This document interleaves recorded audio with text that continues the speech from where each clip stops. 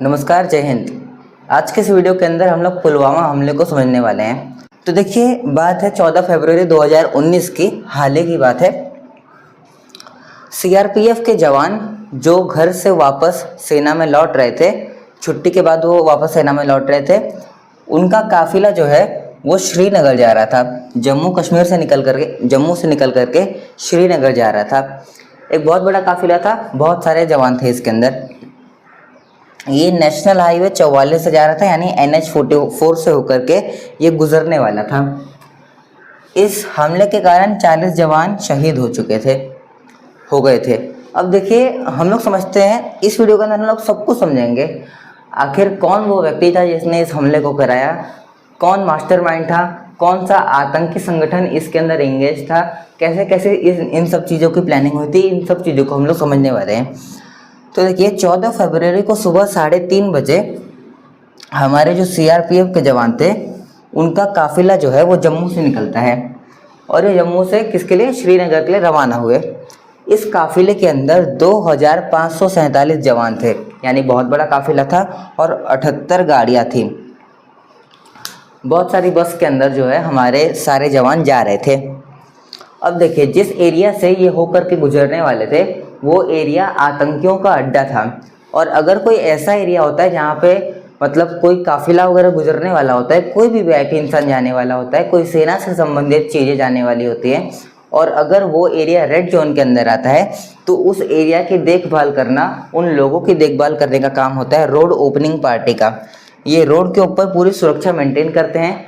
कोई भी गाड़ी, इन सेना के अलावा कोई भी वहाँ पे अदर गाड़ी एंटर नहीं कर सकती है।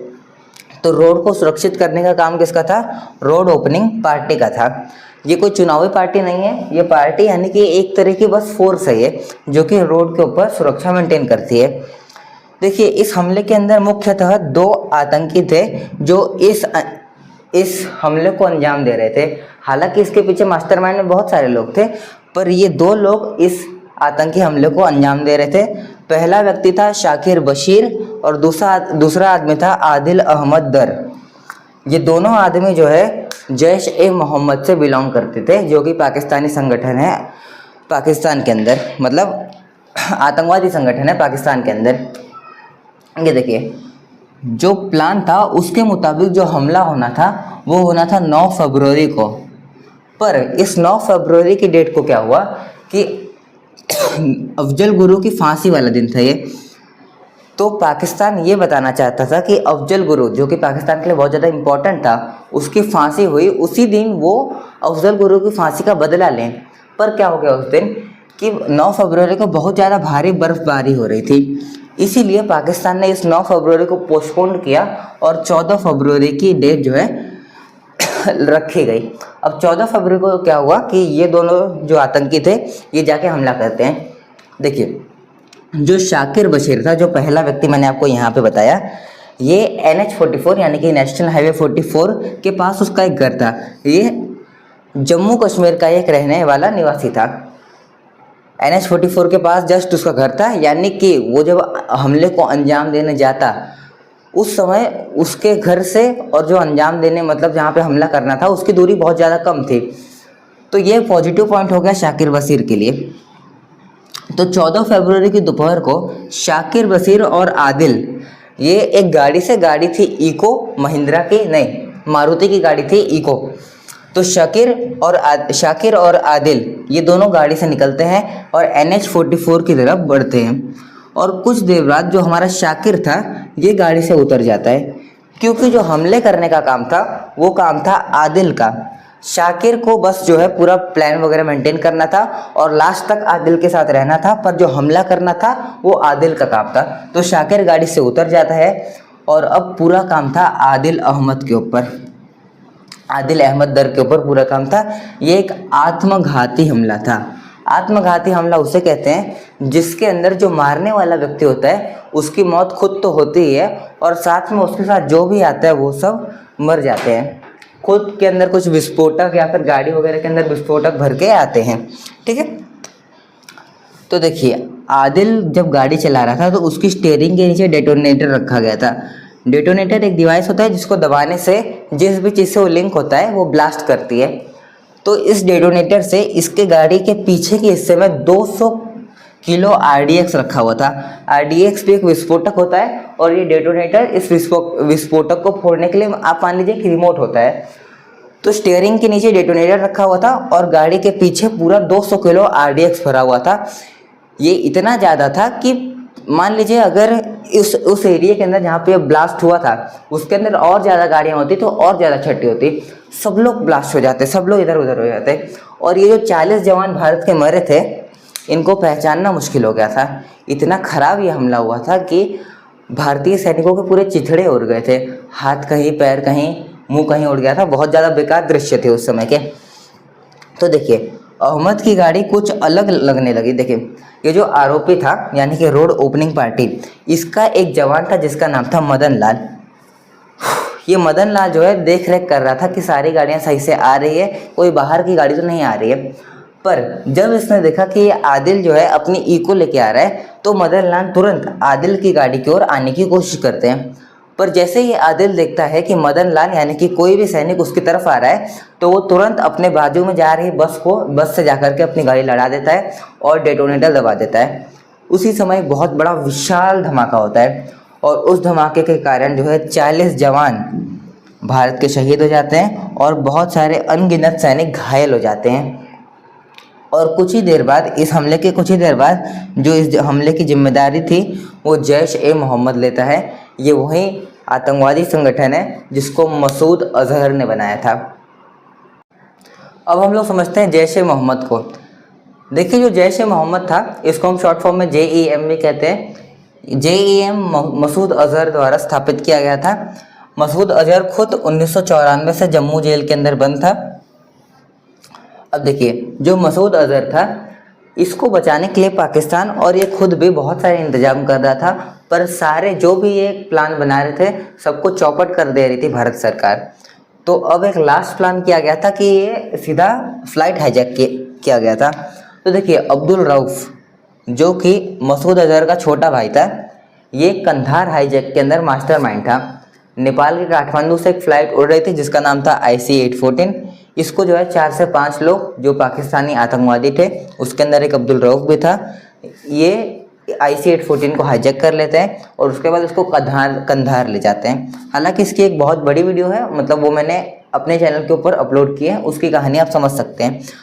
अभी फ़िलहाल बस इतना समझिए कि 24 दिसंबर 1999 के अंदर एक कंधार हाईजैक हुआ था IC-814 के साथ और इसके अंदर भारत के बहुत सारे पैसेंजर थे और पैसेंजर को जो है भारत के अंदर वापस लेने के लिए आतंकवादियों ने 3 आतंकियों की रिहाई के लिए कहा गया था। उसमें से पहला था मौलाना मसूद अजहर जो कि अब्दुल रऊफ का बड़ा भाई था। उसके बाद था अहमद ओमर सईद शेख और तीसरा था मुश्ताक अहमद जरगर। ये 3 आतंकियों को छोड़ने की मांग थी पाकिस्तान की और अब भारत इस समय विवश हो चुका था क्योंकि भारत के 100 से भी अधिक पैसेंजर उस जहाज़ के अंदर मौजूद थे और पाकिस्तान मारने वगैरह की धमकी दे रहा था। इसीलिए इन तीनों आतंकियों को छोड़ दिया गया और अपने पैसेंजर को वापस ले लिया भारत।